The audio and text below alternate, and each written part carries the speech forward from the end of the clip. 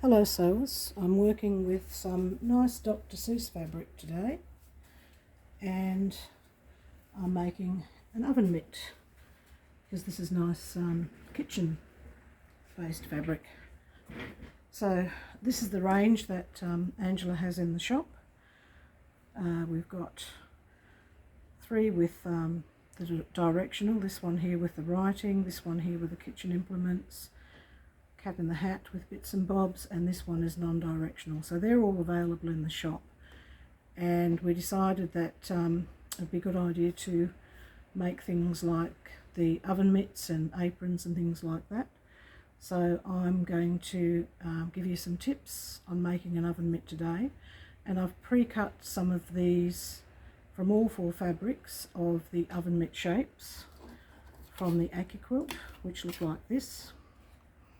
And I haven't actually cut out wadding because I think it's preferable just to use your scrap wadding of whatever kind you've got. So if you want to, you can mark for quilting first of all, and with this I just used a ruler and one of these heat erasable pens, and I just laid it out and just drew lines. I wasn't too worried about whatever else, and just used the distance of the ruler. So if I was doing this one, just lay it out like this, and I just go straight across. If you didn't like it, you could iron it off, but this is what your lining fabric will be in the pack, and you'll have two lining and two outers because you do need to make them quite thick.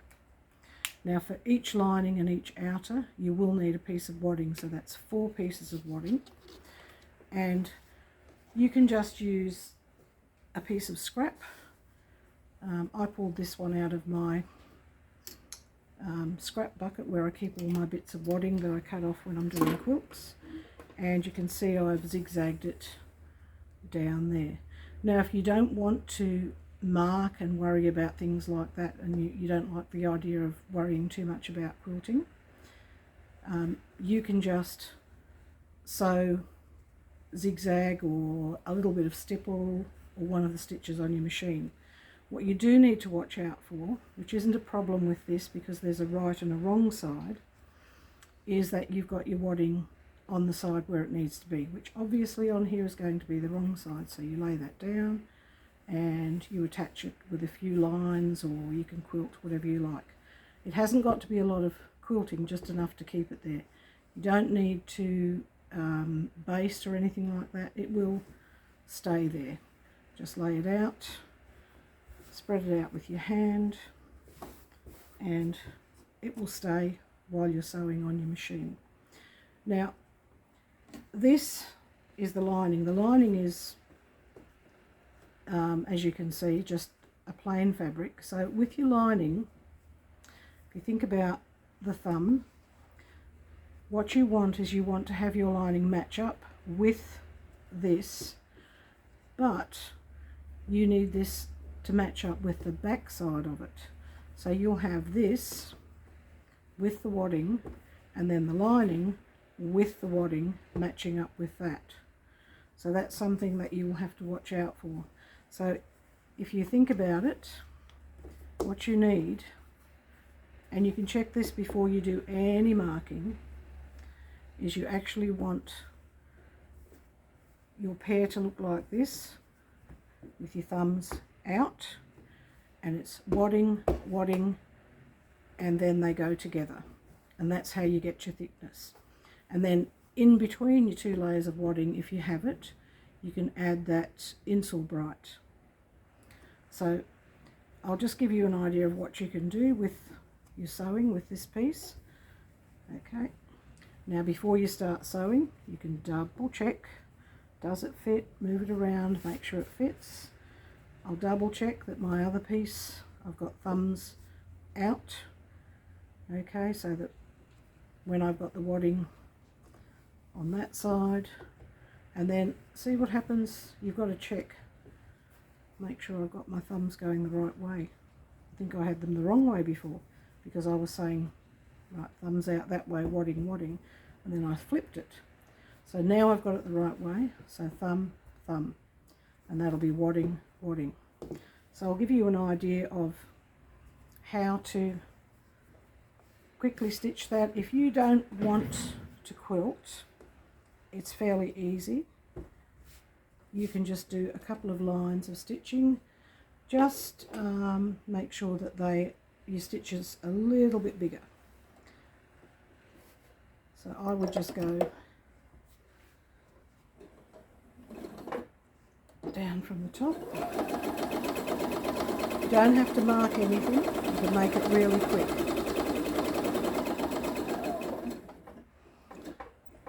Just go across the bottom, and you can see I'm using a big stitch. So if you want it to be quick and you don't want to have to do a whole lot of quilting, whoops, my foot down, this is what you need, this is what you can do.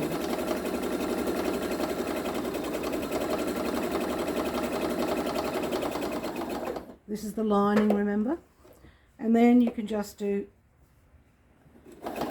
stitching around the edge to keep it together while you're working with it. I'm going down past the little thumb slit. Oops. Turn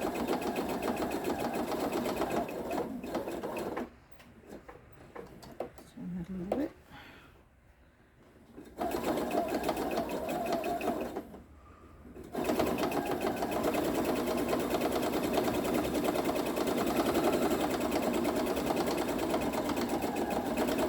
Now I'll just stop there so it doesn't take up so much time.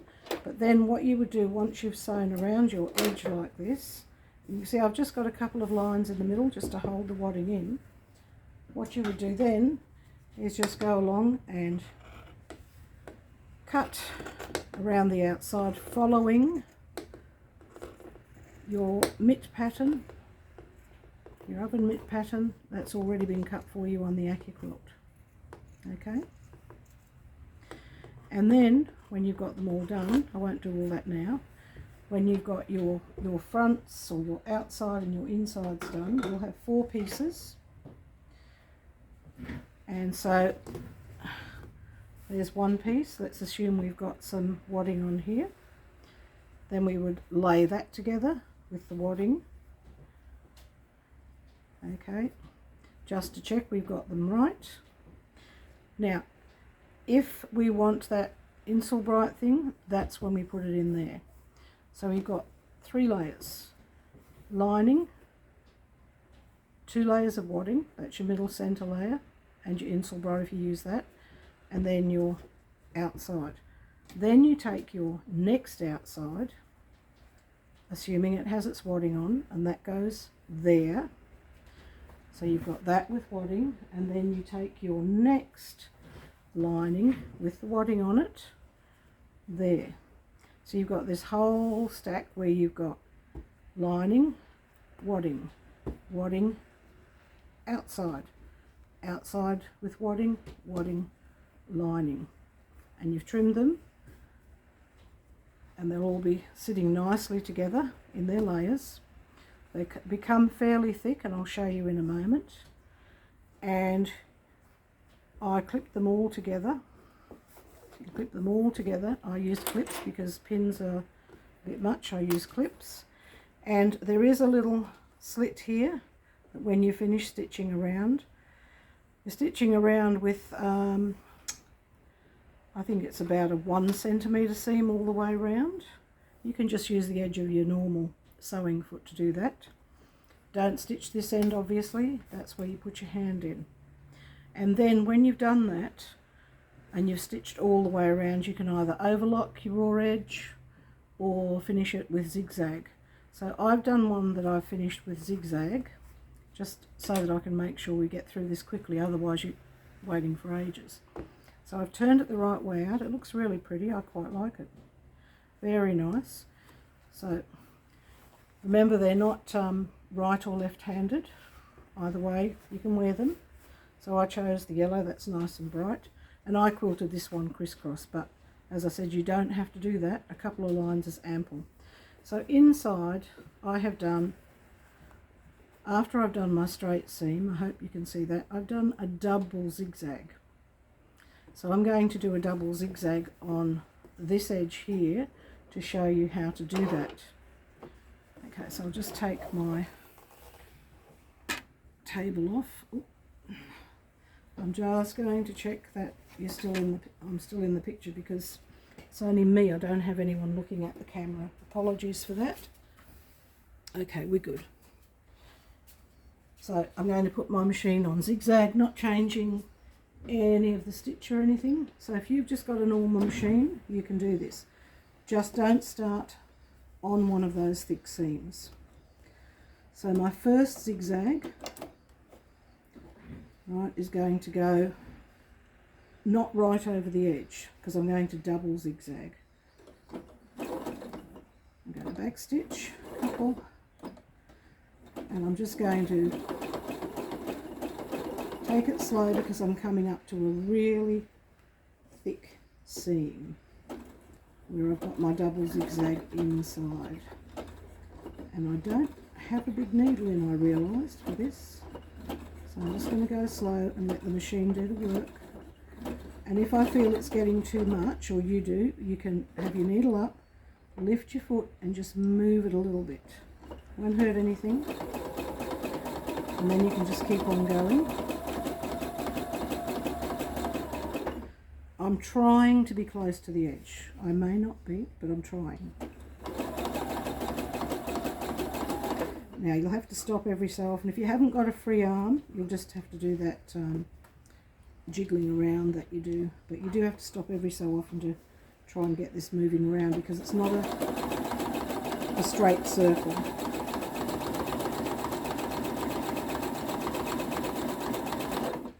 So this is one layer of zigzag that I'm doing. Now I'm coming to that really thick seam again where I've got my double zigzag on the inside.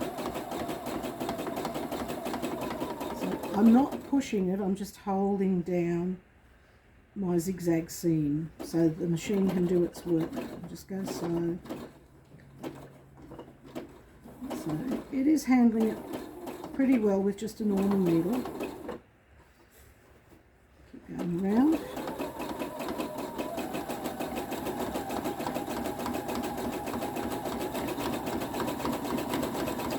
Now, if you like, you can finish this off with the overlocker. It's a bit thick to turn through.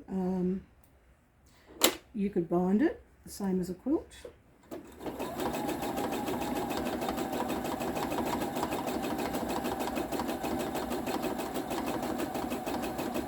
Now, I'm back where I started from, and you can see it's a fairly open zigzag. So what I now want to do is I want to move my stitch down so that my zigzag now will go over the edge as well. So that's what I mean when I say a double zigzag. So I'll do it again and you'll see the difference that we get from that. You could probably change your stitch on your foot. You could do some other kind of stitch, but this is just an easy one. So I'm just going to shift my fabric over a bit so that the right side of my stitch is going to come off.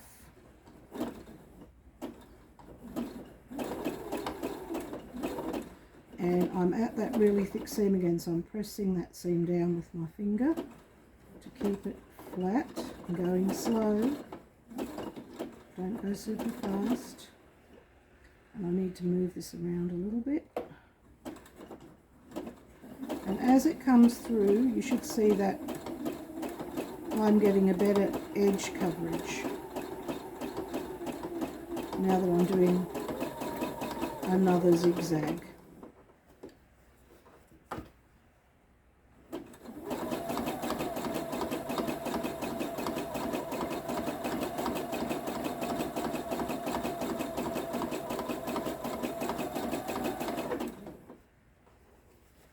Now I do have a line of stitching underneath it, which makes it look a little bit messier because I forgot to say that I had basted it beforehand so that the two layers stayed together. Right, I'm at that thick seam again. I'm just going to go really slow.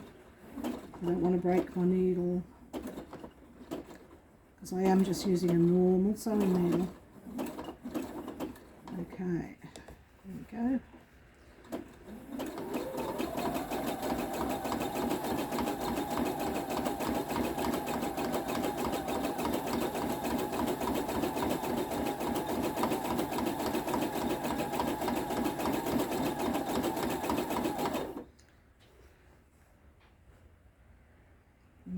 I'm nearly back where I started.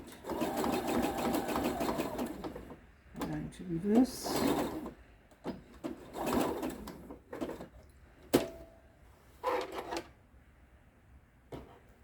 Now for those of you who don't want to bind and don't have an overlocker or fancy stitches, this will hold.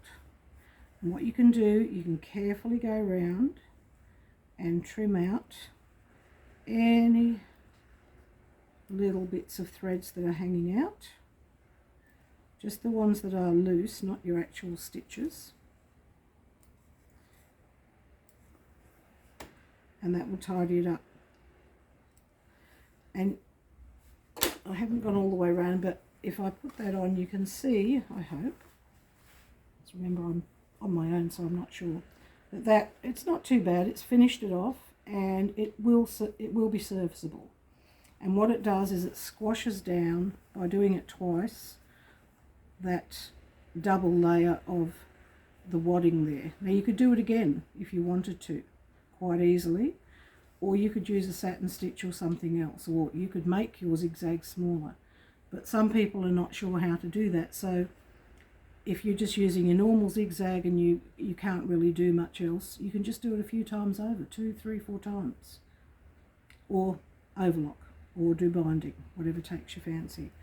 So that's it. That's what your mitt looks like. I think it's quite cute, and it would make a nice little gift, I suppose, for yourself to brighten up your kitchen, or you know, a little kids cooking set with an apron or a little cook hat to go with it. And all those fabrics are available by the metre in the shop if you did feel so inclined to be making something like that. Thank you for watching.